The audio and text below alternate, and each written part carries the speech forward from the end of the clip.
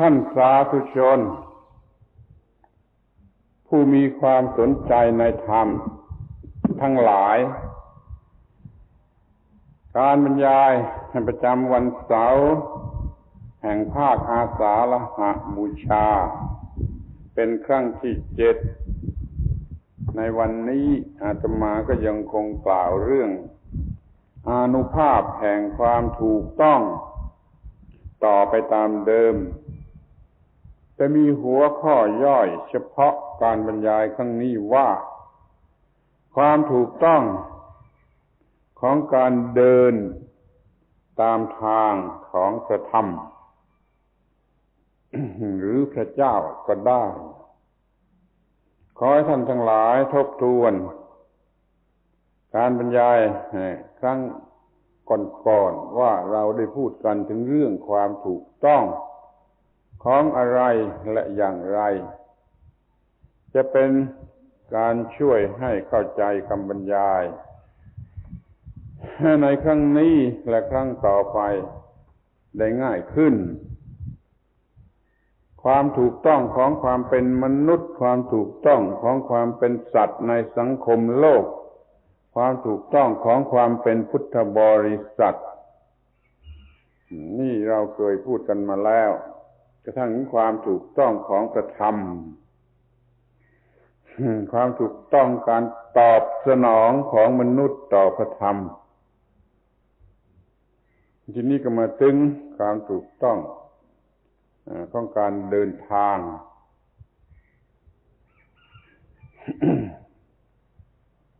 หวังว่าท่านคงจะเข้าใจความสำคัญของคำว่าความถูกต้องแล้วเป็นอย่างดีจนกระทั่งรู้สึกว่าทุกอย่างที่มันปรากฏให้เห็นอยู่นี้ล้วนแต่มีความถูกต้องโดยเฉพาะของมันทั้งนั้นไม่งั้นไม่อย่างนั้นมันก็จะไม่เหลืออยู่ให้เราเห็นเดี๋ยวนี้มันมีอยู่โดยมีความถูกต้องของมันจึงเหลืออยู่ให้เราเห็นถ้าท่านเข้าใจในความข้อนี้ก็จะ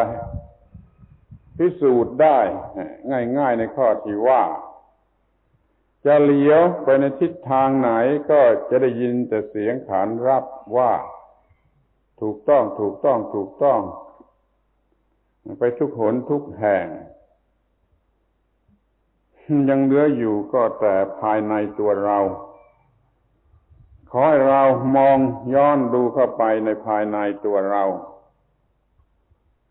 แล้วดูว่ามันมีเสียงขานรับว่าถูกต้องถูกต้องถูกต้องแล้วหรือยังถ้ามันไม่มีเสียงขานรับเช่นนั้นก็แปลว่ามันยังทำผิดอยู่ถ้ามีความถูกต้องพอเราก็ควรจะได้เตรียมตัวเดินทางตามพระธรรมหรือตามพระอริยเจ้าหรือตามพระเป็นเจ้าเพื่อความถูกต้องที่ยิ่งขึ้นไปจนกว่าจะถึงที่สุดคืออยู่เหนือปัญหาในโลกทั้งปวงสิ่งที่เรียกว่าปัญหานั้นสรุปแล้วก็คือความทุกข์หรือความที่ทนอยู่ไม่ได้มันเป็นการรบกวนถ้าไม่มีอะไรรบกวนก็เรียกว่าหมดปัญหาได้จะอยู่ในโลกไหนก็ไม่มีปัญหานี่เรียกว่ามันอยู่เหนือโลกเพราะในโลกนั้นมันไม่มีปัญหาถ้าปัญหาในโลกยังทำอะไรแก่เราได้ก็เรียกว่ายังอยู่ในโลกถ้าเราไม่มีปัญหามาจากโลกใดๆก็เรียกว่ามันอยู่เหนือโลกนั้นแล้ว ไม่ต้องหนีไปไหนไม่ต้องทิ้งโลกไปไหนในโลกแผ่นดินโลกอะไรก็ตามที่ต้องอาศัยอยู่ โลกเพื่อนมนุษย์ก็ดีหรือแม้ที่สุดแต่โลกที่ร้ายแรงที่สุดคือโลกแห่งการปรุงแต่งของสังขารทั้งปวงนี่มันก็เป็นโลกแล้วมันก็มีอยู่ในเราคือมีการปรุงแต่งแห่งสังขารทั้งปวงอย่างรุนแรงอยู่ตลอดเวลานี่มันก็เป็นโลกด้วยเหมือนกันเรียกว่าโลกข้างในนี่โลกข้างนอกก็ดีโลกข้างในก็ดีไม่มีปัญหาอะไรเหลืออยู่นี่ก็เรียกว่าอยู่เหนือโลก นั่นแหละทางมีปลายทางอยู่ที่นั่นขอให้เดินไปขึ้นไปตามลำดับ ทีนี้อยากจะให้มองเห็นโดยทั่วไปเสียทีหนึ่งก่อนว่าชีวิตนี้เป็นการเดินทางขอให้มองเห็นโดยประจักษ์ว่าชีวิตนี้คืออะไรชีวิตนี้เป็นการเดินทางนั่นมันหมายความว่าอะไรคำว่าเดินนี่มันมีสองภาษาถ้าเดินทางกายทางวัตถุนี่มันก็ต้องก้าวขาเดินไปแล้วก็เคลื่อนไปให้เห็นอยู่ว่ามันไปทิศนั้นไปทางนี้นี่เรียกว่ามันเดินฝ่ายร่างกายฝ่ายวัตถุแต่ชีวิตเป็นการเดินทางนั่นมันไม่ใช่เดินอย่างนั้นมันเดินข้างในมันเป็นส่วนจิตใจเดินมันจึงเดินได้โดยที่ร่างกายไม่ต้องเคลื่อนไหวแล้วมันก็เดินอยู่เรื่อยถ้าจะเปรียบเทียบให้หน้าหัวเราะมันก็เหมือนกับว่านาฬิกาเดินนาฬิกาเดินนี่เราก็พูดกันอยู่แล้วนาฬิกาของใครมันเคลื่อนที่ไปบ้างไอ้เรือนนาฬิกามันไม่ต้องเคลื่อนที่แต่แล้วเราก็พูดว่านาฬิกาเดินเพราะว่าข้างในมันเดินชีวิตเป็นการเดินทางก็หมายความว่าอย่างนั้นว่าในภายในชีวิตหรือจิตใจนั้นมันเดินอยู่เรื่อยแม้ว่าร่างกายมันกำลังนอนกลิ้งอยู่บนที่นอนหรือนั่งอยู่ที่ไหนก็สุดแท้ชีวิตเดินทางจิตใจเดินทางจุดหมายปลายทางมันก็อยู่ข้างในนั่นคืออยู่ในร่างกายในร่างกายนี้ที่ยาวประมาณวาหนึ่งที่ยังเป็นคือยังไม่ตายในนั่นมีการเดินทาง แล้วก็มีจุดหมายปลายทางก็อยู่ในนั้นอย่างที่พระพุทธเจ้าตรัสว่าไอ้โลกก็ดีเหตุให้เกิดโลกก็ดีทางให้ถึงความดับโลกก็ดีทางให้ถึงความดับโลกก็ดี มีอยู่ในร่างกายยาวประมาณวาหนึ่งพร้อมทั้งสัญญาและใจแม้ว่าจะมีสิ่งอย่างที่ว่านี้ก็ไม่เรียกว่าตัวตนมันจึงมีได้โดยที่ไม่ต้องมีตัวคนซึ่งเป็นผู้เดินมันก็เป็นการกระทำของสังขารขันธ์ธาตุอายตนะต่างๆนี่มันก็ทำไปได้คิดนึกรู้สึกได้แล้วก็ให้เคลื่อนไหวภายนอกทางมือทางเท้าทางกายทางวาจาทางอะไรได้โดยที่ไม่ต้องมีสิ่งที่เป็นตัวเป็นตนการเดินทางของชีวิตเป็นการเดินในภายในคือการเดินแห่งจิตใจการตั้งต้นเดินมันก็เดินอยู่ในภายในการเดินไปมันก็เดินอยู่ในภายในก็มีการถึงซึ่งถึงอยู่ในภายใน นั่นแหละคือการที่ชีวิตเดินจิตใจเดินหมายถึงจิตนี้เจริญสูงขึ้นด้วยคุณธรรมที่ควรจะสูงโดยการพัฒนาอย่างถูกวิธี จิตมีความรู้พัฒนาตัวเองได้สูงยิ่งขึ้นไปและโดยถูกวิธีจนกระทั่งถึงจุดที่ควรจะต้องการแล้วก็อย่าได้เอาจิตนั่นเป็นตัวเป็นตนกันอีกเลยหลักพระพุทธศาสนาไม่มีตัวตนแต่มีครูบาอาจารย์ท่านหลังมาบอกมาสอนกันว่าจิตนั่นแหละเป็นตัวตนนี่เป็นคำสอนใหม่ซึ่งไม่ถูกตามหลักพระพุทธภาษิตพระพุทธภาษิตมีแต่สังขารปรุงแต่งให้เป็นอย่างไรก็ได้โดยไม่ต้องเรียกว่าตัวตนไม่ต้องเรียกว่าสัตว์บุคคลจิตเจริญ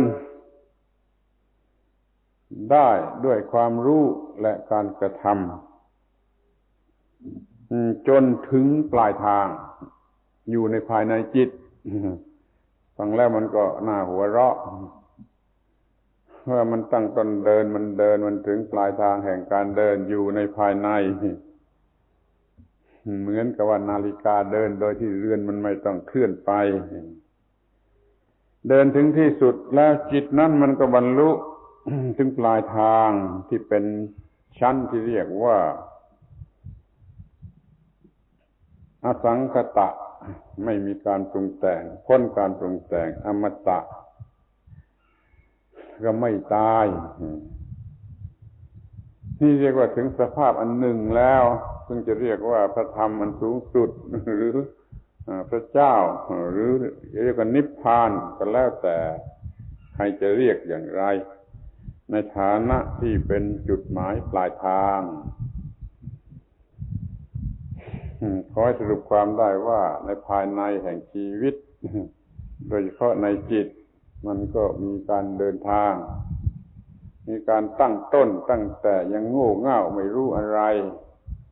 คลอดมาจากท้องแม่ใหม่ๆมันไม่รู้อะไรพอมันมาสัมผัสนั่นนี่เข้ามันก็รู้จัก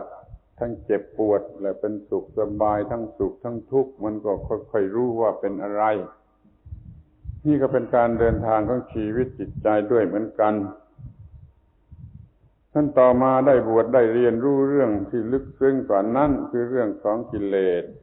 มันก็รู้การเดินทางที่ว่านี่คือรู้จักเรื่องของชีวิตจิตใจ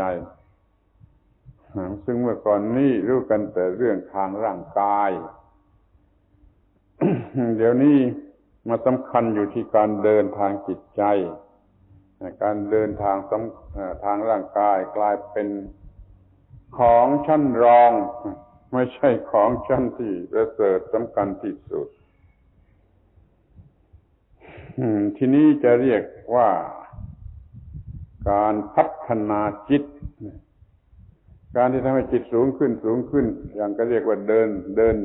นกว่าจะถึงนี่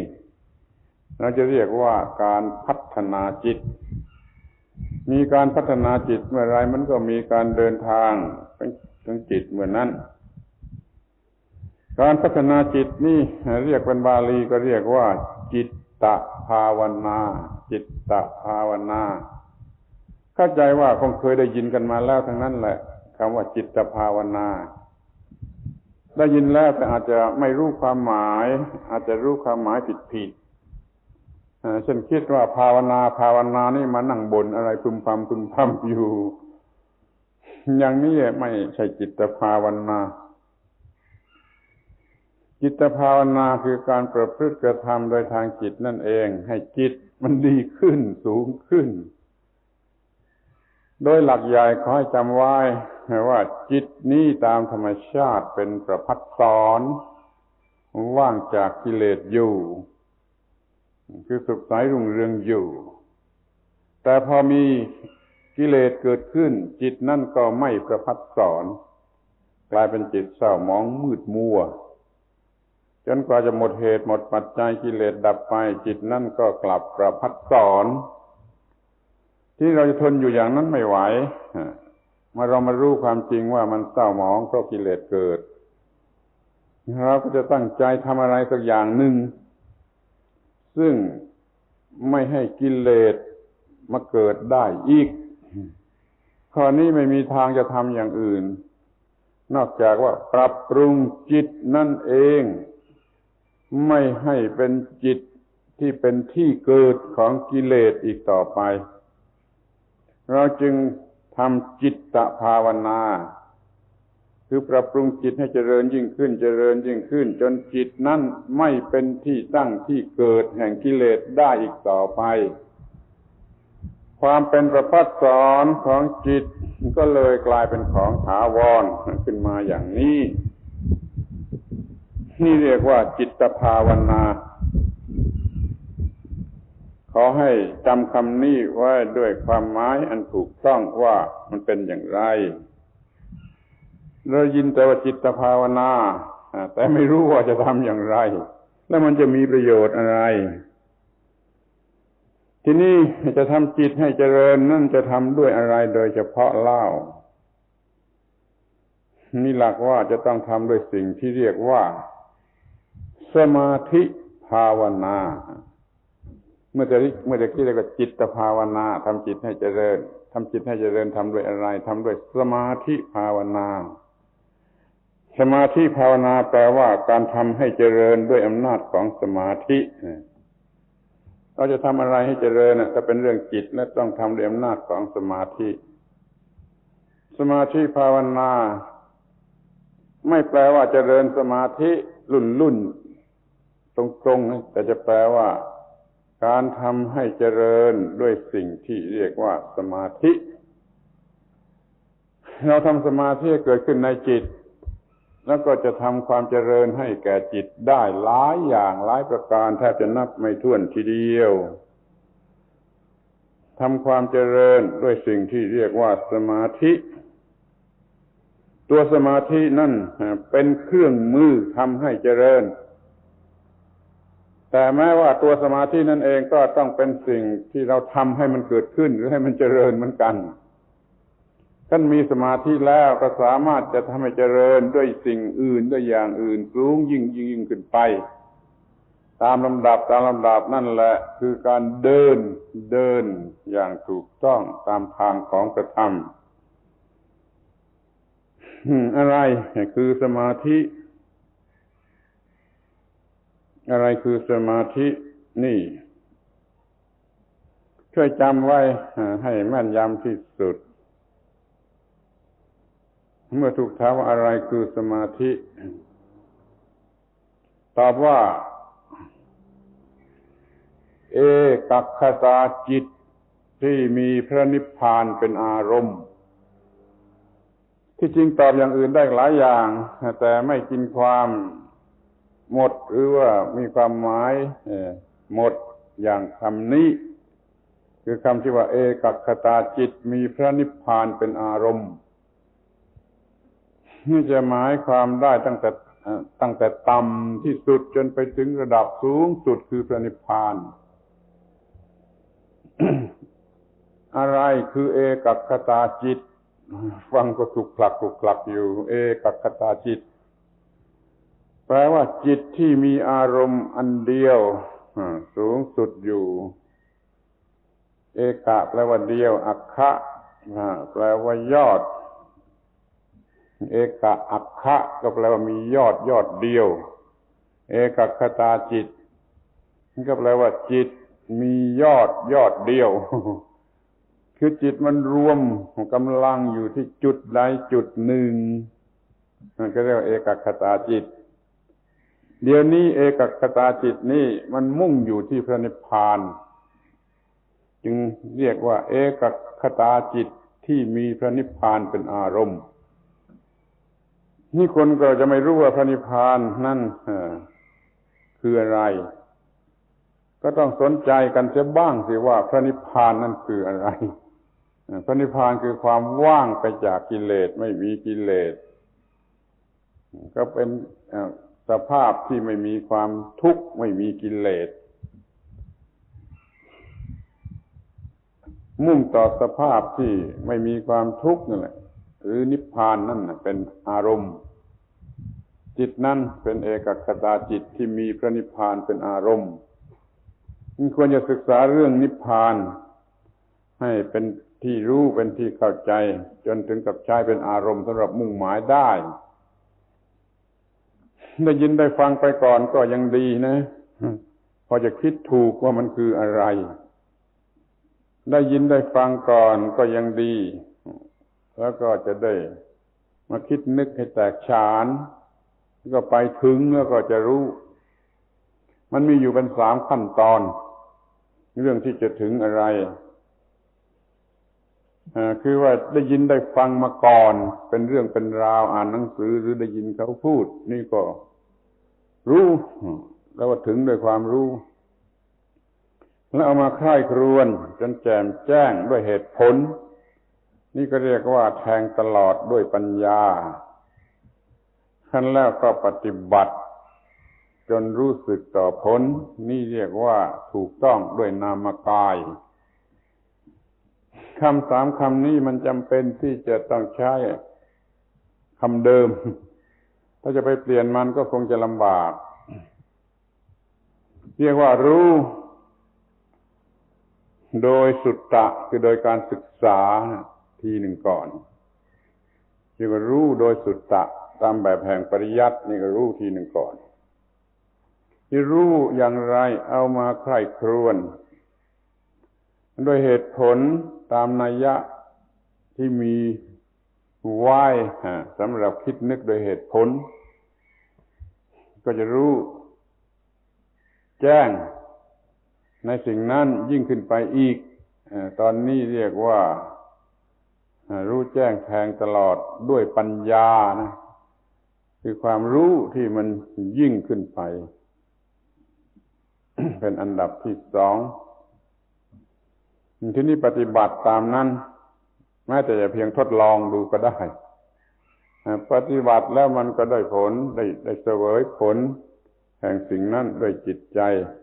ในภายในไม่ต้องคำนวณด้วยสติปัญญาอะไรมันจะรู้สึกเหมือนกับเรากินเข้าไปมันก็รู้สึก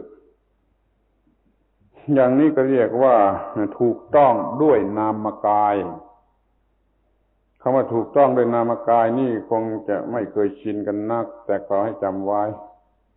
เรียกว่าถูกต้องด้วยนามกาย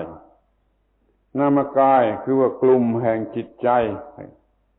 นามะจิตใจกายะกลุ่มหมู่นามกายกลุ่มหรือหมู่แห่งจิตใจมีอยู่หลายๆอย่างรวมกันในนั้น เป็นพวกเจตสิกธรรมเมื่อได้สัมผัสอะไรด้วยใจก็มีการถูกต้องด้วยนามกายพูดสั้นๆอีกทีหนึ่งก็ได้ว่า1รู้โดยการศึกษา2แทงตลอดด้วยปัญญา3ถูกต้องมันด้วยนามกายมีอยู่เป็น3ชั้นต่างกันอย่างลิบลับนี่เรียกว่าเราจะต้องทำให้รู้ตามลำดับอย่างนี้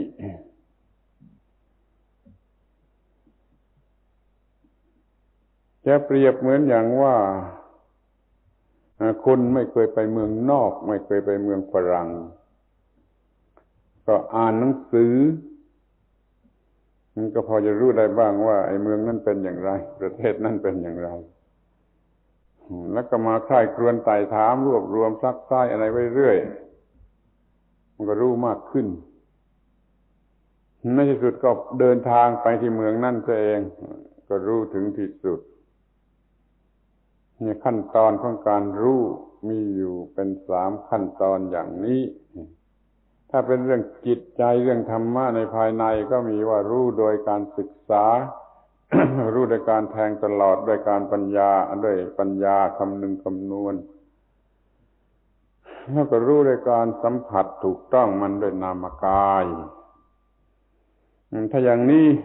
ก็เรียกว่ารู้ถึงที่สุดแล้วเราพยายามศึกษาให้รู้เรื่องพระนิพพานโดยลักษณะอย่างนี้ตั้งแต่ต้นจนปริโยสารอ่านเรื่องพระนิพพานนี่ก็รู้อย่างศึกษาคิดค้นทบทวนด้วยเหตุผลเกี่ยวกับเรื่องพระนิพพานคือแทงตลอดด้วยปัญญาแล้วก็ปฏิบัติจนบรรลุพระนิพพานนี่ก็เรียกว่าถูกต้องโดยนามกาย แม้เพียงแต่ว่ารู้ด้วยการศึกษาก็ใช้เป็นอารมณ์ได้เหมือนที่แล้วมาแต่หนหลังเรารู้จักอธิษฐานว่าจงเป็นปัจจัยแก่พระนิพพานนี่ ก็ล้วนแต่เป็นเรื่องที่ยังไม่เคยรู้ไม่เคยชิมรสพระนิพพานแต่รู้พอจะรู้เพราะฟังหรือเพราะคิดก็เอามาเป็นอารมณ์สำหรับมุ่งหมายได้ยิ่งใคร่ครวญมากขึ้นก็ยิ่งเข้าใจมากขึ้นก็เอาเป็นอารมณ์ของเอกคตาจิตได้มากขึ้นนั่นแหละมีพระนิพพานเป็นอารมณ์ของเอกคตาจิตนั้นจึงต้องรวบรวมจิตให้มีจุดอยู่ที่พระนิพพานจะทำสมาธิขั้นต้นขั้นต่ำขั้นแรกก็ขอให้มีความมุ่งหวังว่าจะไปสู่พระนิพพานถ้าอย่างนี้แล้วไม่บ้าไม่เสียสติถ้าทำสมาธิด้วยความหวังอย่างอื่นไม่มีพระนิพพานเป็นอารมณ์แล้วไม่อาจจะรับประกันได้ว่าจะไม่บ้าถ้ามันหวังเป็นอย่างอื่นนี่มันไม่ได้หวังเป็นพระนิพพาน ที่เรื่องของสมาธิภาวนาคือการทำให้เจริญด้วยสมาธินี่ ในพระบาลีท่านจัดไว้เป็น4ชนิดด้วยกันทำจิตให้เจริญด้วยสมาธิอย่างที่หนึ่งนั้นเพื่อว่าจะได้รับความสุขเย็นแห่งจิตใจที่นี่และเดี๋ยวนี้เรียกว่าทิฏฐธรรมสุขวิหารทิฏฐธรรมสุขวิหารจิตใจร้อนเป็นไฟทำให้เย็นหยุดลงที่นี่และเดี๋ยวนี้ด้วยการเจริญสมาธินี่แม้ว่าเราจะเจริญสมาธิโดยมุ่งหมายความเย็นอกเย็นใจอย่างนี้ก็คือมีนิพพานเป็นอารมณ์อยู่นั่นเองสมาธิภาวนาอย่างแรกก็ว่าเอาผลเป็นความสุขเย็นในใจทันอกทันใจที่นี่และเดี๋ยวนี้ทีนี้อย่างที่สองท่านเรียกว่าอย่างที่สองก็คือว่าจะได้มีทิพยอำนาจ อำนาจเป็นทิพย์หูเป็นทิพย์ตาเป็นทิพย์ฟังแล้วอาจจะกลายเป็นว่าหูทิพย์ตาทิพย์อย่างที่ได้ยินในเรื่องนิยายนิทานเป็นเรื่องปาฏิหาริย์หาประโยชน์ใส่ตนอย่างนั้นก็ได้เหมือนกันแต่อย่างนั้นไม่ใช่มีนิพพานเป็นอารมณ์เราอยากจะมีหูทิพย์ตาทิพย์ชนิดที่มุ่งไปนิพพานมีตาทิพย์คือปัญญาจักษุเห็นธรรมะได้ง่ายกว่าธรรมดาถ้าจิตเป็นสมาธิก็จะเห็นธรรมะได้ง่ายกว่า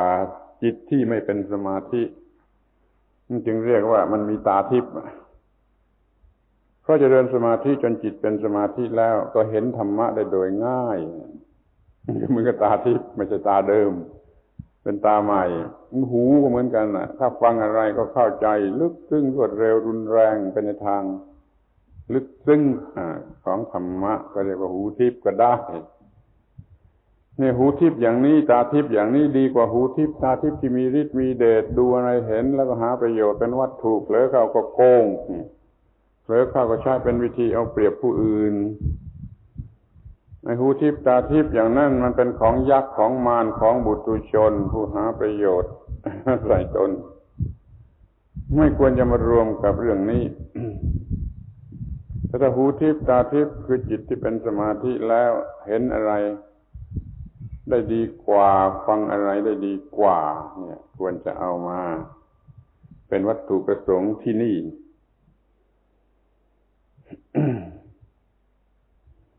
ในหูทิพย์ตาทิพย์อย่างชนิดที่ยักษ์มารเขามีนะมันเกินไปสำหรับเราไม่ต้องเอาก็ได้เพราะเราไม่มีความคิดนึกชนิดนั้นหรือหาประโยชน์อย่างนั้นหูทิพย์ตาทิพย์เป็นธรรมจักษุเป็นธรรมโสตะ ลึกซึ้งเพราะจิตเป็นสมาธิ ทีนี้อย่างที่สามถ้าไม่เจริญโดยสมาธิในความเป็นผู้สมบูรณ์ด้วยสติสัมปชัญญะเราเป็นคนขี้เผลอเด้อหวัดสะเพร่าเป็นนิสัยทำอะไรหวัดสะเพร่าเป็นนิสัยแล้วก็เต็มไปด้วยความอวดดีเพราะว่ามันเป็นของคู่กันไอ้หวัดสะเพร่านั้นจะต้องคู่กันอยู่กับความอวดดีเมื่อจิตเป็นสมาธิมันก็มีสติสัมปชัญญะได้โดยง่ายเพราะว่ามันควบคุมได้จิตที่เป็นสมาธิมันควบคุมได้มันควบคุมให้มีสติให้มีสัมปชัญญะสมบูรณ์แล้วมันก็ถูกต้องไอ้ความมีสติสัมปชัญญะถูกต้องนั่นแหละมันไม่ทำให้อวดดีใครเป็นคนขี้มักอวดดีแล้วรู้ได้เถอะว่านั่นมันขาดสติสัมปชัญญะนี่คนอวดดีทั้งหลายควรจะได้สำนึกตัวกันสักบ้างว่านั่นมันเป็นความขาดสติสัมปชัญญะแล้วก็ทำสมาธิเพื่อความมีแห่งสติสัมปชัญญะ สติปัฏฐานหรืออานาปานสติก็ดีบทต้นๆเป็นไปเพื่อสติสัมปชัญญะทั้งนั้นหรือว่าเราจะฝึกหัดอยู่ตลอดเวลาว่าทำอะไรต้องทำด้วยสติสัมปชัญญะ จะเคลื่อนไหวร่างกายจิตใจก็ให้มันรู้สึกตัวเสียก่อนจึงค่อยเคลื่อนไหว แม้แต่จะนอนจะพลิกตัวก็ต้องทำสติสัมปชัญญะเสียก่อนว่าเรานอนอยู่ในลักษณะอย่างไรแล้วจะพลิกตัวอย่างไรอย่างนี้ก็เรียกว่ามีสติสัมปชัญญะในการเปลี่ยนอิริยาบถ แม้ที่สุดแต่ว่าเราจะวางของจะเก็บของก็มีสติสัมปชัญญะเต็มที่เสียก่อนเมื่อจะเก็บหรือเมื่อจะวางแล้วเราก็จะไม่ลืมอันที่เราวางที่เราเก็บ ถ้ามีการลืมก็หมายความว่าเมื่อตอนวางนั้นมันไม่มีสติสัมปชัญญะเมื่อเราจะปิดประตูมีสติสัมปชัญญะเต็มที่ดูที่ประตูแล้วก็ปิดอย่างนั้นล็อกกุญแจอย่างนั้นด้วยสติสัมปชัญญะแล้วเราก็จะไม่ลืมว่าเรานี่ได้ปิดประตูแล้วหรือเปล่ามีบางคนออกไปจากบ้านแล้วสงสัยอยู่ว่าประตูปิดแล้วหรือยังมันก็เป็นเรื่องยุ่งยากมันจะทำอะไรก็ให้ทำไปด้วยสติสัมปชัญญะมันจะมีผลหลายอย่างหลายประการคือไม่ลืมแล้วก็ไม่ผิดพลาดที่เป็นชั้นสูงสติสัมปชัญญะที่จะบรรลุนิพพานนั่นเขารู้การเกิดขึ้น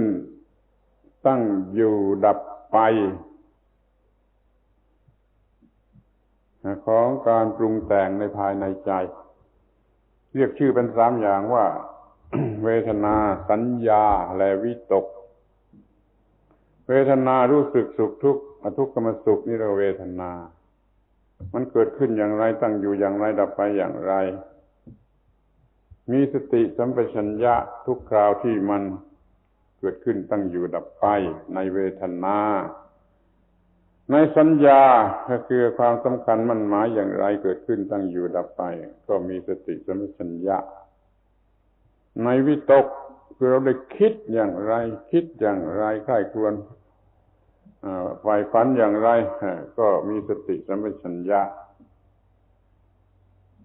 ถ้ารู้สึกอยู่อย่างนี้ก็จะเป็นผู้ที่ควบคุมเวทนาสัญญาและวิตกไว้ได้ ไม่ให้มันเดินไปในทางที่จะเกิดกิเลสและเป็นทุกข์นี่จะมีความสมบูรณ์แห่งสติสัมปชัญญะในระดับสูงสุดตั้งแต่ระดับต่ำสุดเช่นว่าจะเดินไม่สะดุดของนี่ก็ต่ำสุดเป็นสติสัมปชัญญะสูงขึ้นไปสูงขึ้นไปจนถึงชั้นจิตใจในส่วนลึกมีสติสัมปชัญญะในเรื่องเวทนาสัญญาและวิตกดังที่กล่าวแล้วนั่นจะเป็นทางให้เจริญแห่งจิตเจริญให้หมดปัญหาไปได้มากและเป็นเครื่องมือสำหรับฝึกอย่างอื่นด้วย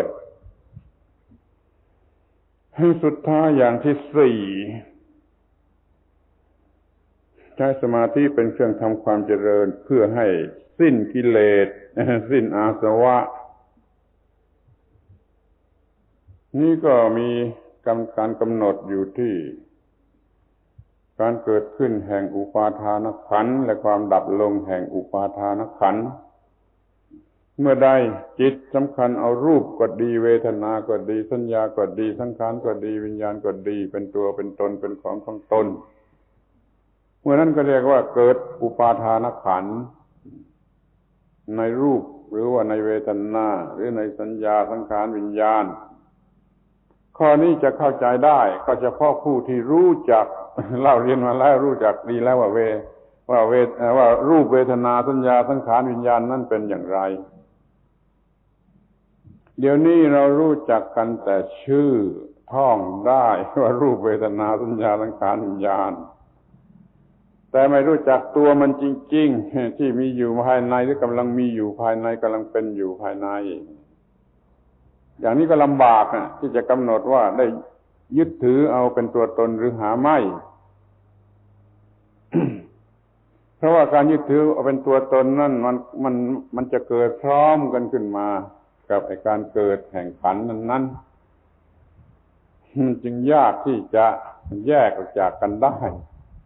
เห็นไว้แต่จะรู้จะเข้าใจแล้วก็ป้องกันไว้ไม่ให้มันเกิดขึ้นมาเป็นรูป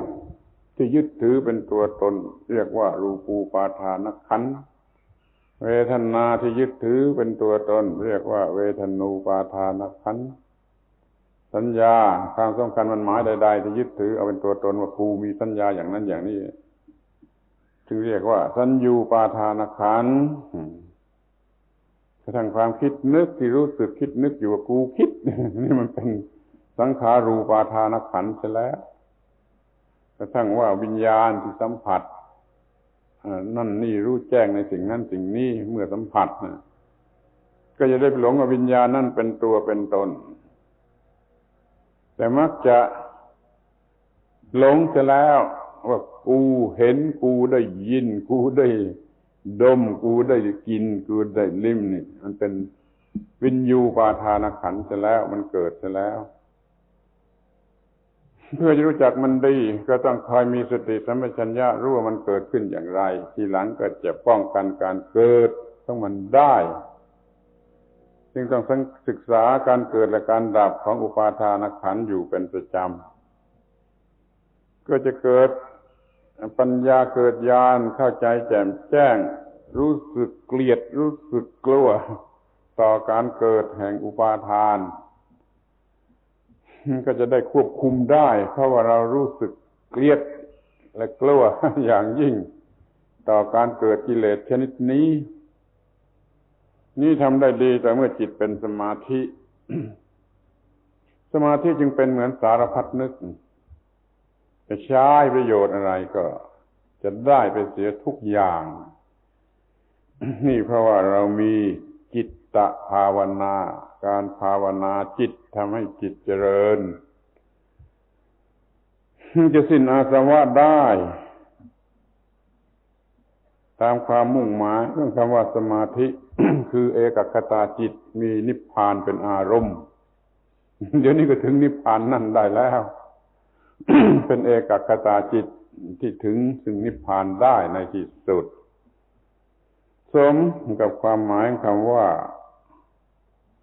สมาธิ ส่วนสมาธิที่เอาไปใช้ผิดอย่างอื่นเพื่อประโยชน์เห็นแก่ตัวต่ำๆเตี้ยๆก็มีอีกมากไม่เอามาพูดถึงในที่นี้เราจะพูดถึงแต่สมาธิที่ทำให้จิตเจริญไปตามทางของธรรมะหรือของพระพุทธศาสนา ทีนี้ก็จะพูดให้เจาะจงลงไปถึงสมาธิที่ว่านั้นที่เรียกว่าสมาธิมีบริขาร7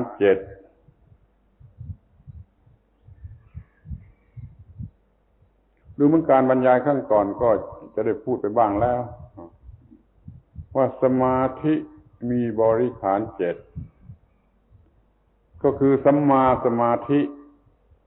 ที่เป็นองค์แห่งอริยมรรคมีบริขาร7ก็คือมีองค์แห่งมรรค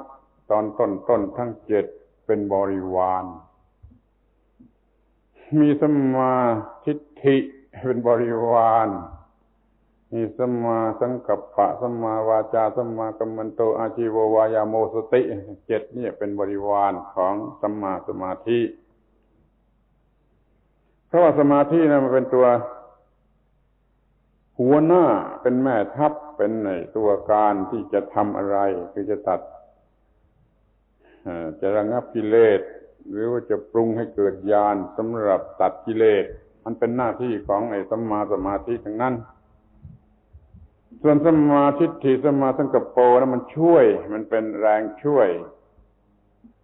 เหมือนกับว่าเรามีกองทัพเนี่ยเราก็ต้องมีกองทัพหลวง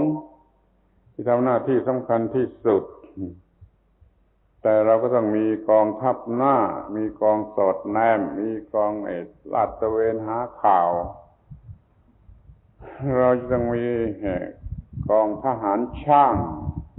มีกองเสบียงมีกองคุ้มกันมีหลายอย่างก็ต้องมีอาวุธที่ดีสำหรับจะใช้นี่องค์แห่งมรรคนะมันก็ทำหน้าที่ตามหน้าที่ของแต่ละองค์ละองค์แต่ก็ทำหน้าที่เหมือนกับเป็นบริวารของสัมมาสมาธิช่วยสมาธิเกิดขึ้นเจริญขึ้นพัฒนาไปจนถึงกับว่าเกิดญาณรู้อารมณ์ถึงรู้พระนิพพานมุ่งพระนิพพานเป็นอารมณ์จนถึงกับบรรลุนิพพานได้ขอให้อยู่อย่างมีบริวาร7แก่สมาธินั่นคือว่าเราแต่ละคนทุกคนมุ่งหมายต่อพระนิพพานเรียกว่าเอกคตาจิตมีพระนิพพานเป็นอารมณ์หัวใจของเราทั้งหมดมุ่งต่อพระนิพพานเป็นจุดหมายปลายทางนี่คือตัวสัมมาสมาธิทีนี้ก็อยู่อย่างมีสัมมาทิฏฐิสัมมาสังกัปโปสัมมาวาจาสัมมากัมมันโตสัมมาอาชีโวสัมมาวายาโมสัมมาสติ7อย่างนี้อย่างที่เคยศึกษากันมาแล้วให้มันครบถ้วนอยู่เถอะทั้ง7มันจะไปเป็นบริวารของสัมมาสมาธิเองมันจะมีจิตที่เฉียบแหลมรู้อะไรได้รวดเร็วอย่างน่าอัศจรรย์อย่างไม่เคยนึกเคยฝัน มันจะรู้ขึ้นมาอย่างไม่น่าเชื่อเพียงตื่นนอนขึ้นมาก็จะรู้อะไรมากออกไปแปลกออกไปเพราะจิตมันถูกอบรมอยู่ด้วยสิ่งที่จำเป็นคือบริขารอย่างนี้เป็นการอยู่ด้วยการเดินทางในภายในเดินอยู่ในภายในเหมือนนาฬิกามันเดินอยู่ภายในเรือนมันไม่ต้องเคลื่อนนะแต่ข้างในมันเดินอยู่เรื่อยแล้วมันก็จะถึงที่สุดอยู่ในภายในนี่ชีวิตเป็นการเดินทาง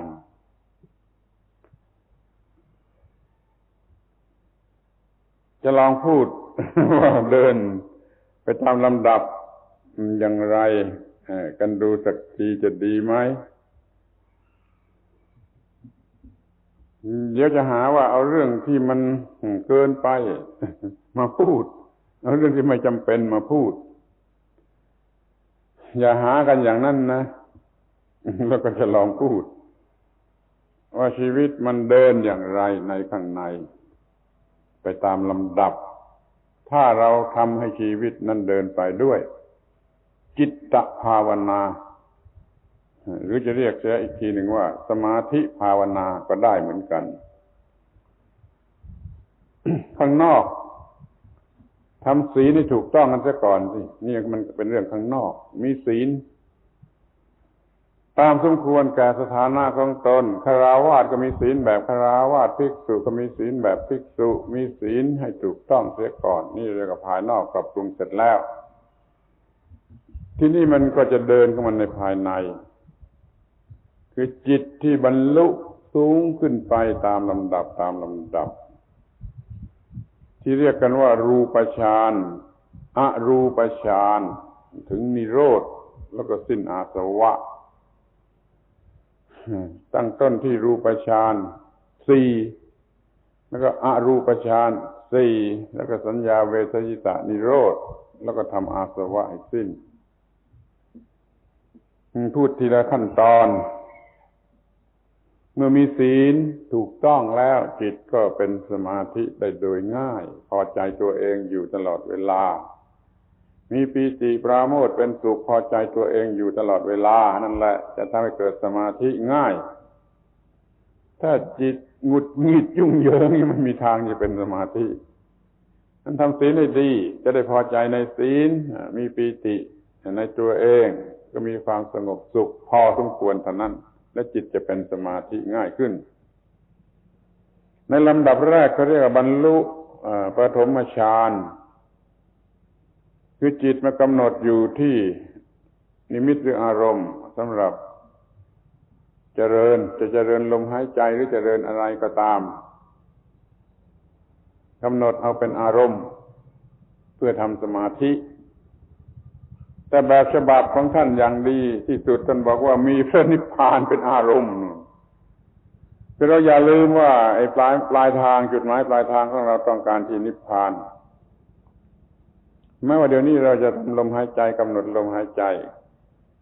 เรามุ่งหมายปลายทางคือพระนิพพาน ในขั้นต้นกำหนดลมหายใจนี่มันเหมือนขั้นตระเตรียมในตอนต้นกำหนดลมหายใจถูกวิธีแล้วมันก็มีการระงับลงแห่งลมหายใจมีความหมายของพระนิพพานอยู่ในตัวที่ว่าลมหายใจนั้นละเอียดลงไปจนเป็นการสงบเป็นความสงบถึงปฐมฌาน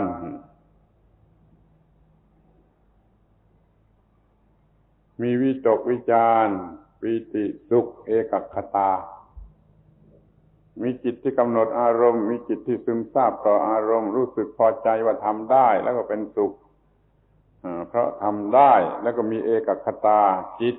มีอารมณ์อันเดียวจดจ่ออยู่ที่ความดับแห่งทุกข์นี่เดินขั้นต้นเขาเรียกว่าวาจาดับคือว่าวจีสังขารดับไม่ทำการปรุงแต่งทางวาจาในขณะนี้นะไม่มีการปรุงแต่งทางวาจาคือวาจาก็ไม่มีการกล่าวสังขารเพื่อการปรุงแต่งวาจาก็หยุดเหมือนกับกำหนดที่อารมณ์ด้วยความรู้สึกวิตกวิจารปีติสุขเอกคตานี่ขั้นปฐมฌานที่เรียกก้าวขึ้นไปขั้นหนึ่งก็ถึงทุติยฌานฌานที่2ให้ความรู้สึกที่เป็นวิตกวิจารหายไปเสียระงับไปเสียเหลือแต่ปีติสุขและเอกคตาเพราะว่ามันสงบระงับ ยิ่งขึ้นไปกว่าเพราะว่า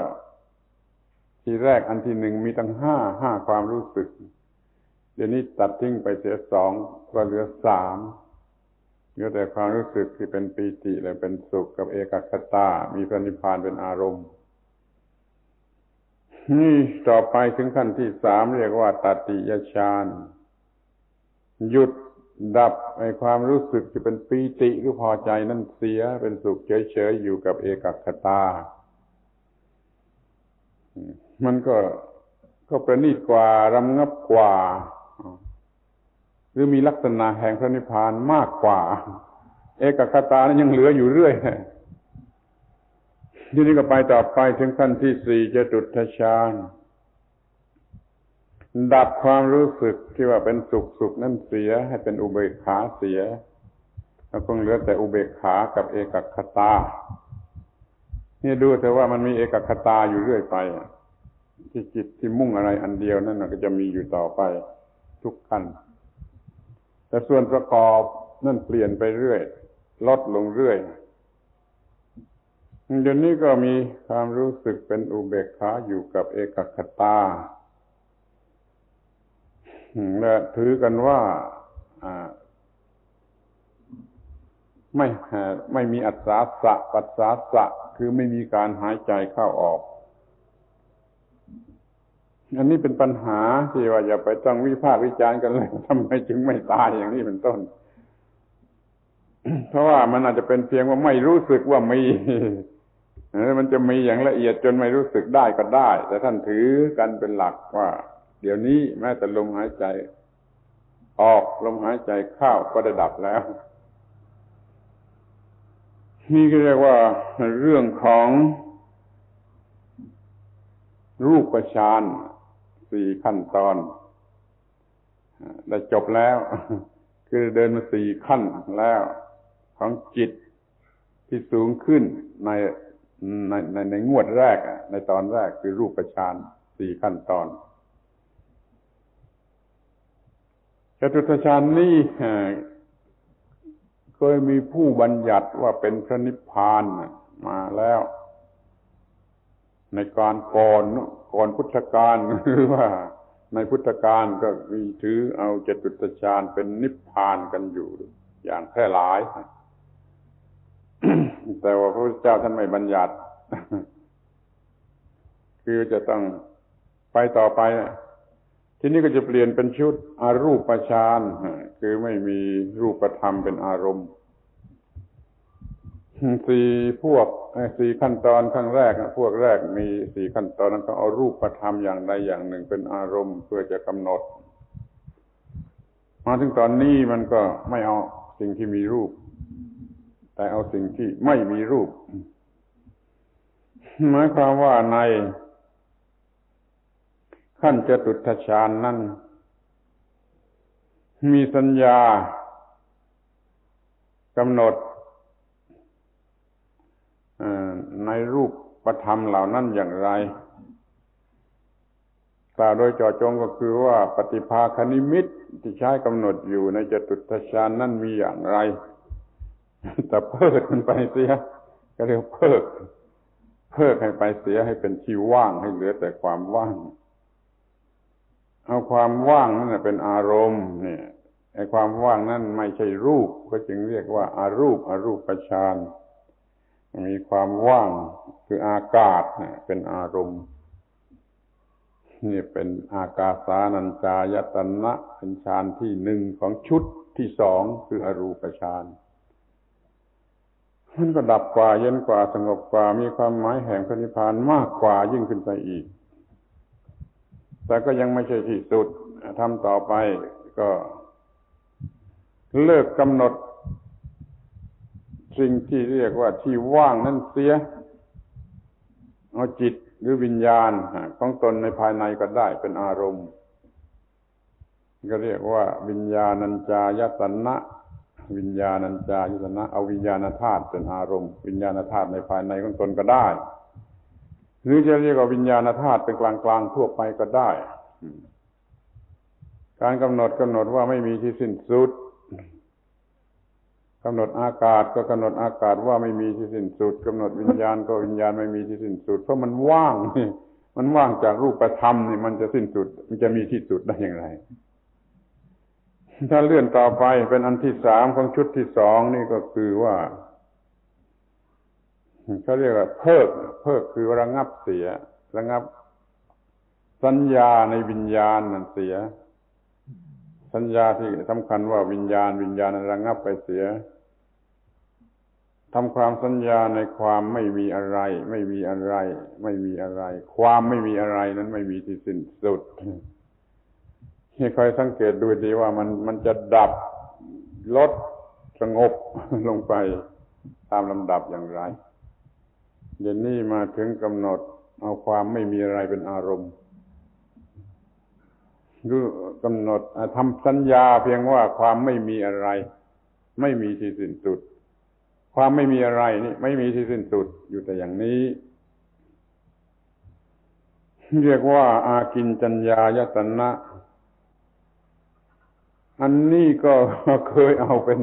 นิพพานกันมามากเหมือนกันแต่ก่อนพุทธกาลเพราะมันมีความหมายจนเห็นเป็นจนทำให้สำคัญว่าเป็นนิพพานได้โดยง่ายคือความไม่มีอะไรแต่มันก็ยังไม่ใช่มันจึงมีการเลื่อนต่อไปเอาความสำคัญชนิดที่ว่ามีสัญญาก็ไม่ใช่ไม่มีสัญญาก็ไม่ใช่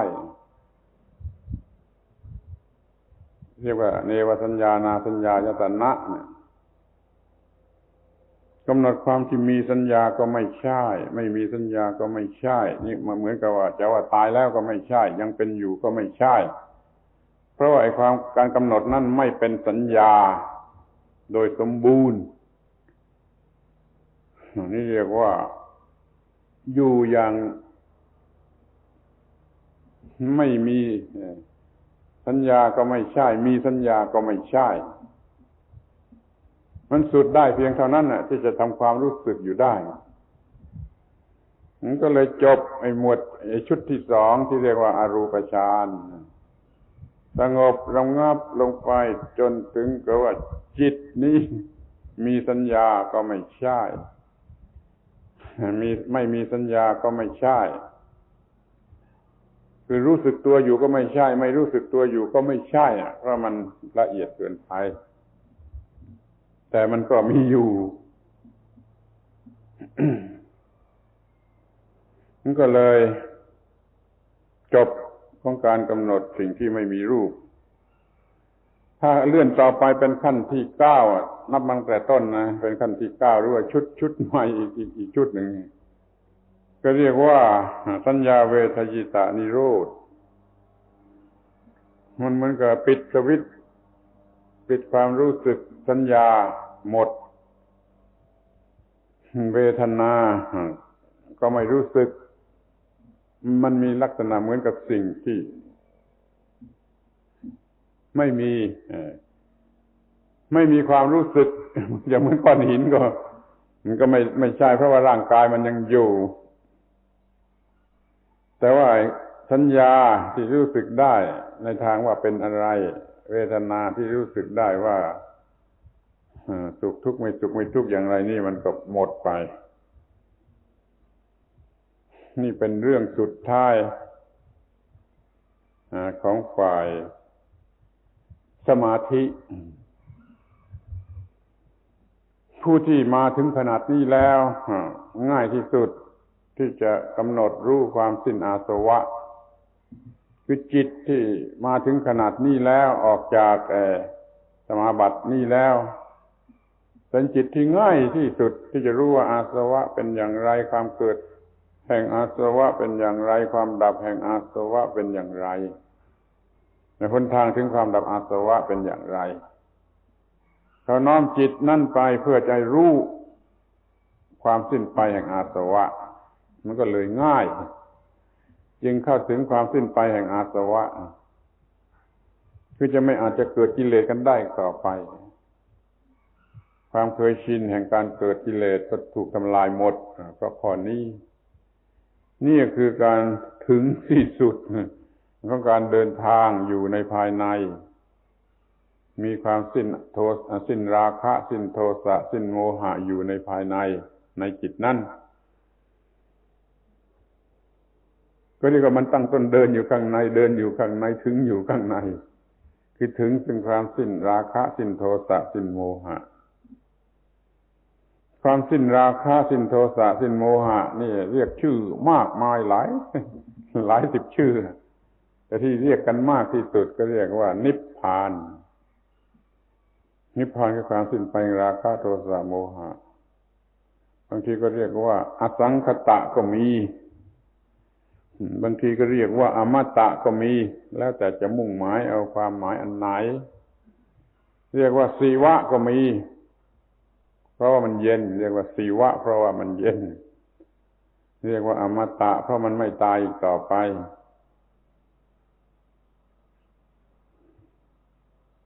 นี่ก็คือจิตเดินจนถึงที่สุดอยู่ในภายในเป็นการถึงปลายทางอยู่ในภายในคือในร่างกายที่มีจิตใจมีสัญญามีจิตใจเนี่ยมันมีอะไรให้มีการเดินสูงขึ้นไปนับตั้งแต่ศีลซึ่งเป็นรากฐานภายนอกแล้วก็สมาธิเป็นลำดับไปจนหมดเขตของสมาธิแล้วก็มีปัญญาคือทำความสิ้นอาสวะนี่เรียกว่ามันเป็นการเดินในภายใน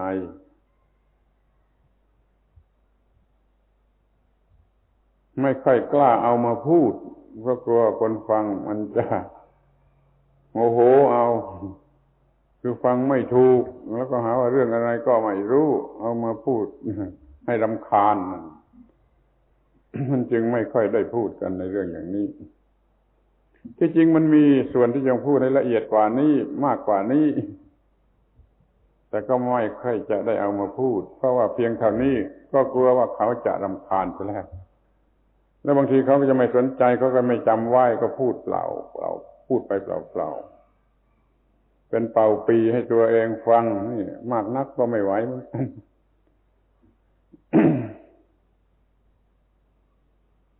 ทีนี้ก็ดูกันสุดท้ายว่ามันเป็นเรื่องจุดหมายปลายทางอย่างไรกันสิ้นราคะโทสะชื่อว่านิพพาน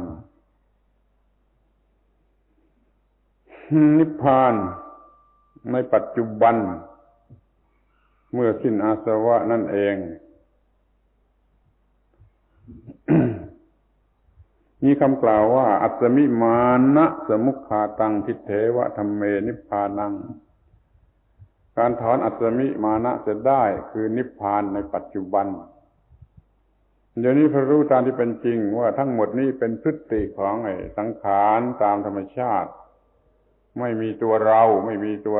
ถ้าจิตไปถึงขั้นที่ว่านั่นแล้วมันหมดโง่มันหมดอวิชชานั้นไม่มีความรู้สึกว่าตัวเรามีเราเป็นเราอยู่อะไรต่อไป ท่านจึงกล่าวว่าอัสสมิมานะสมุคคาตังทิฏเถวะธัมเมนิพพานังการถอนขึ้นเสียได้ซึ่งอัสสมิมานะนั่นเป็นนิพพานในปัจจุบันถ้าจะให้สังเกตกันสดๆร้อนๆในธรรมดาสามัญก็คือว่าเมื่อใดไม่มีความคิดประเภทตัวกูของกูเกิดอยู่ในจิตเมื่อนั้นแหละเป็นนิพพานในปัจจุบันหากแต่ว่ามันระยะสั้นหรือชั่วเรื่องชั่วราวชั่วครั้งชั่วคราวแต่ถ้าความรู้สึกว่าตัวกูของกูเด็ดขาดหมดไปเลยนั่นเป็นนิพพานปัจจุบันที่ถาวรไปเลยในที่บางแห่งพระพุทธเจ้าตรัสว่าอนุปปาทานโนทิฏเถวะธัมเมปรินิพพายติผู้ที่ไม่มีอุปาทานย่อมปรินิพพานในทิฏฐธรรมคือในปัจจุบันไม่มีจิตก็ไปหมายมั่นในอารมณ์ใดๆโดยความเป็นตัวตนของตนก็เป็น ผู้ดับเย็นในปัจจุบันเหมือนกันอารมณ์ที่น่ารักที่สุดมันก็ไม่เกิดความรักไม่เกิดความยึดถือไม่พอใจเพลิดเพลินไม่พร่ำสรรเสริญไม่เมาหมกหมายความไม่หลงเพลิดเพลินแล้วก็ไม่รู้สึกสรรเสริญพอใจเนี่ยเหมือนกับสูดปากออกมาเป็นเสียงว่าพอใจนี่แล้วก็ไม่ฝังจิตใจลงไปในสิ่งนั้นเรียกว่าณอภินันทติไม่เพลินเฉพาะณอภิวัตติไม่พร่ำสรรเสริญเฉพาะณอโชสายติฏติไม่ยังจิตใจลงไปในสิ่งนั้นนี่เรียกว่ามันก็ไม่มีนันทิหรือพอใจในสิ่งนั้นไม่มีนันทินั่นคือไม่มีความยึดถือวิญญาณนั้นไม่มีกิเลสเข้าไปอาศัยคือไม่มีนันทิความพอใจเป็นต้นเข้าไปอาศัยก็เรียกว่าอนุปาทานโนคือเป็นผู้ไม่มีอุปาทานถ้ามีอย่างนี้ก็ย่อมดับในปัจจุบันดับเย็นในปัจจุบันถ้ามันเป็นเรื่องจริงถึงที่สุดความไม่มีอุปาทานมันก็ถึงที่สุดความดับเย็นมันก็ถึงที่สุดถ้ามันไม่ถึงที่สุดมันก็กลับไปกลับมาก็จึงแบ่งไว้เป็นสองประเภทว่า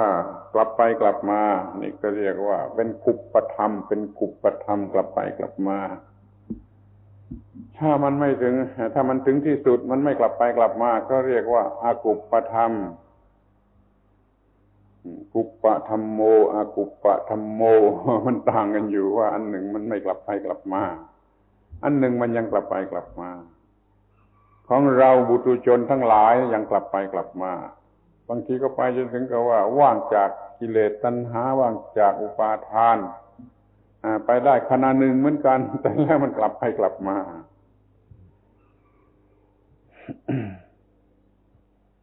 คำกล่าวของพระสารีบุตรสั้นที่สุดแล้วก็ง่ายที่สุดที่จะเข้าใจพระสารีบุตรกล่าวว่า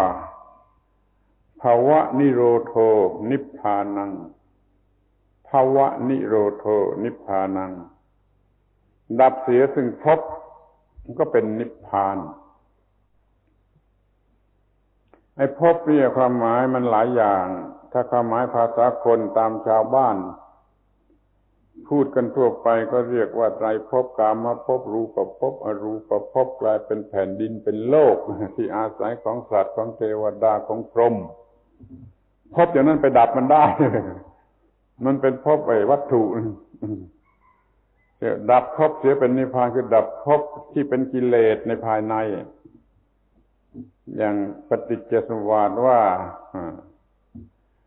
อุปาทานปัจจยาภโวภวปัจจยาชาติชาติปัจจยา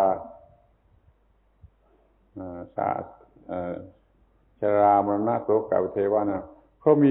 อุปาทานเป็นปัจจัยจึงเกิดภพเพราะมีภพเป็นปัจจัยจึงเกิดชาตินะเป็นเรื่องจิตทั้งนั้นภพชนิดนี้ดับได้ภพชนิดนี้ก็คือ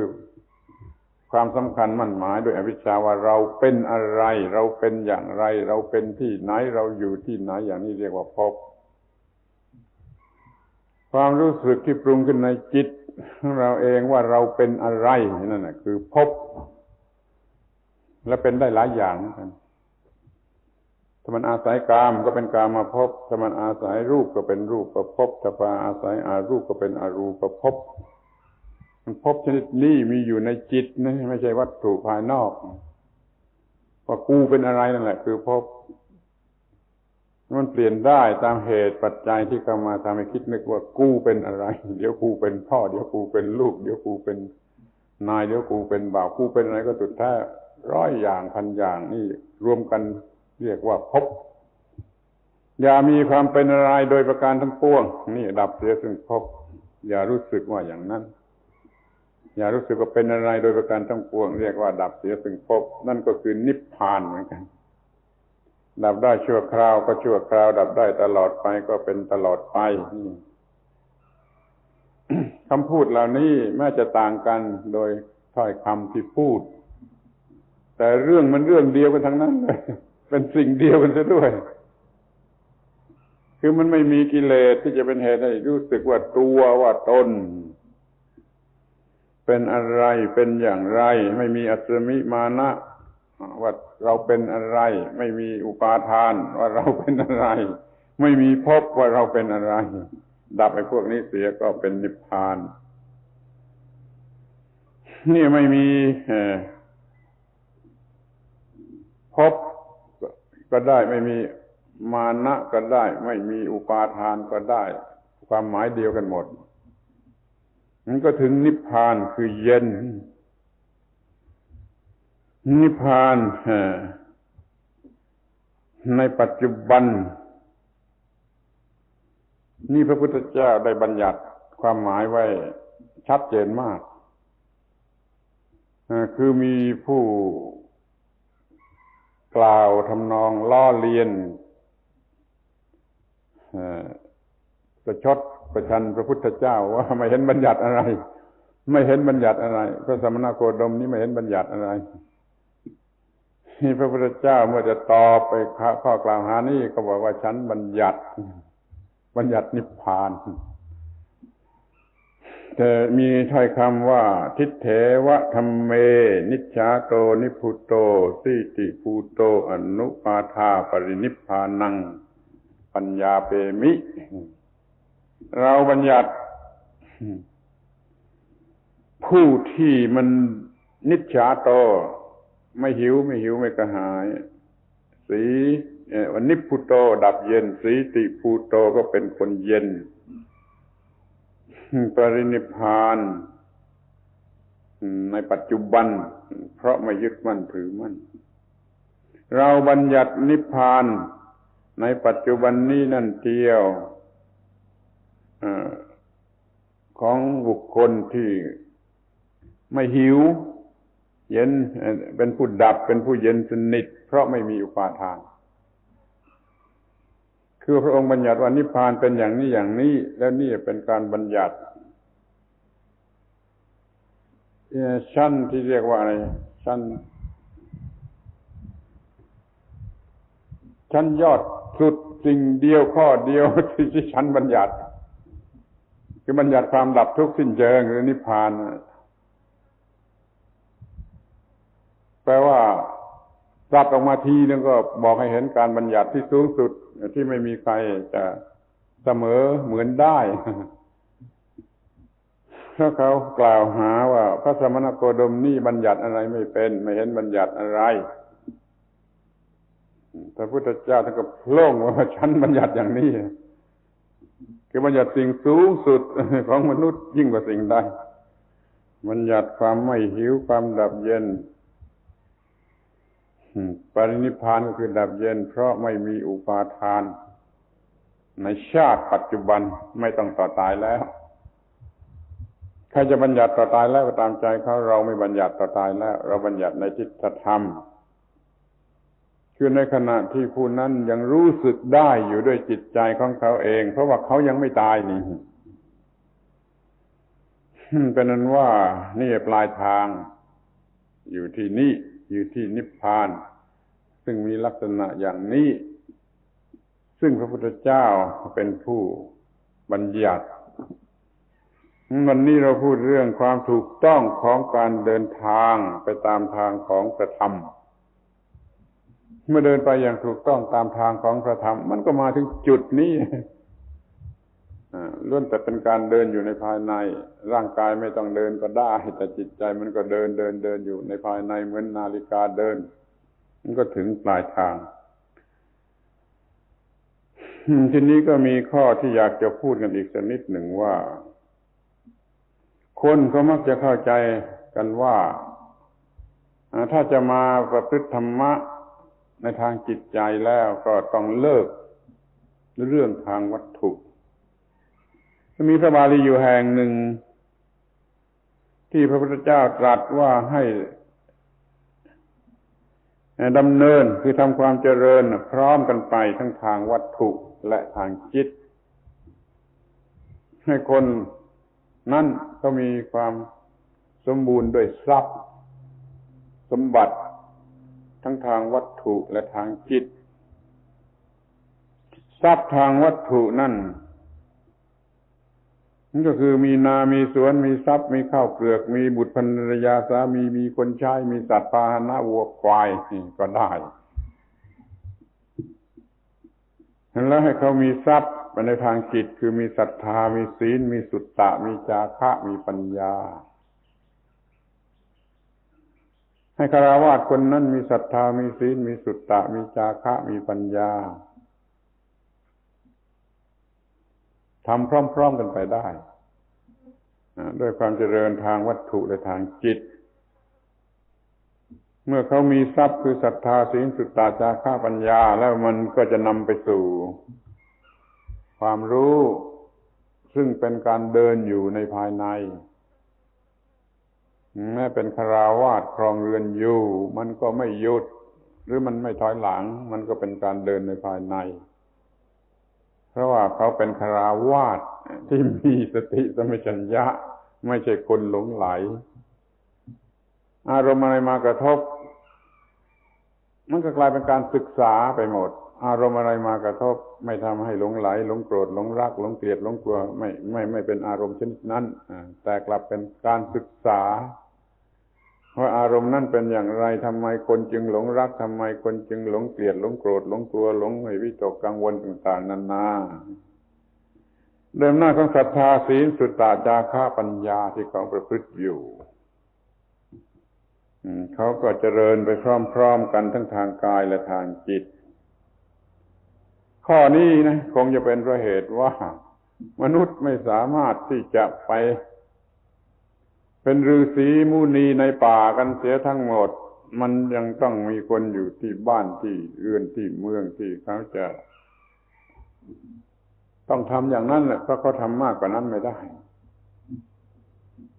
แต่เขาไม่ควรจะตัดบทไปเสียว่าทำจิตใจก็ไม่ได้เพราะเราจะทำนานี่เป็นเครื่องยืนยันว่าก็ให้เราทำไปพร้อมๆกันทั้งสองฝ่าย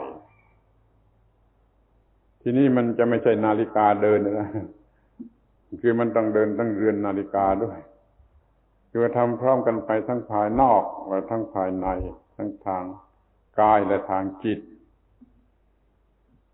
กายก็ต้องเคลื่อนไหวจิตก็ต้องเคลื่อนไหวให้ถูกต้องยิ่งแสดงให้เห็นว่าชีวิตนี้มันเป็นการเดินทางนะจริงๆในความถูกต้องของการเดินทางนั้นจำเป็นที่สุดนี่ฉะนั้นจะมีความทุกข์เราต้องมีการเตรียมให้มันพร้อมมันจะได้ไม่คลุกคลักการเตรียมพร้อมก็ต้องเป็นการเตรียมพร้อมที่ถูกต้องอานุภาพแห่งความถูกต้องมันมีอยู่อย่างนี้ขอให้สนใจคำว่าอานุภาพแห่งความถูกต้องว่าไม่มีอะไรที่จะมีอานุภาพมากไปกว่าความถูกต้องอานุภาพฤทธิเดชปาฏิหาริย์ของใครของยักษ์ของมารของเทวดาของแต่ก็ตามไม่มีอานุภาพใดจะยิ่งใหญ่ไปกว่าอานุภาพแห่งความถูกต้องเพราะว่าความถูกต้องนะมันมีอานุภาพส่งไปถึงนิพพานไม่มีอานุภาพอะไรที่ส่งคนไปถึงนิพพานได้ขอให้สนใจสิ่งที่เรียกว่าความถูกต้องซึ่งเราได้บรรยายกันมาเป็นครั้งที่7ในวันนี้แล้วคือเรื่องความถูกต้องบางทียังต้องพูดกันอีกหลายครั้งให้มันสมบูรณ์เรื่องความถูกต้องการบรรยายในวันนี้มันก็สมควรแก่เวลาแล้วที่เราจะพูดกันถึงเรื่องความถูกต้องของการเดินทางไปตามแนวทางของพระธรรมซึ่งอย่างน้อยก็ต้องรับรู้ว่าชีวิตเป็นการเดินทางใครไม่ยอมเดินมันก็ฝืนกันกับชีวิตมันก็ทะเลาะกันตายก็ควรจะสวมรอยเดินไปให้ถูกต้อง ขอยุติการบรรยายในวันนี้ไว้เพียงเท่านี้เป็นโอกาสให้พระคุณเจ้าสวดพระธรรมให้เกิดกำลังใจในการที่จะเดินทางอย่างถูกต้องสืบต่อไป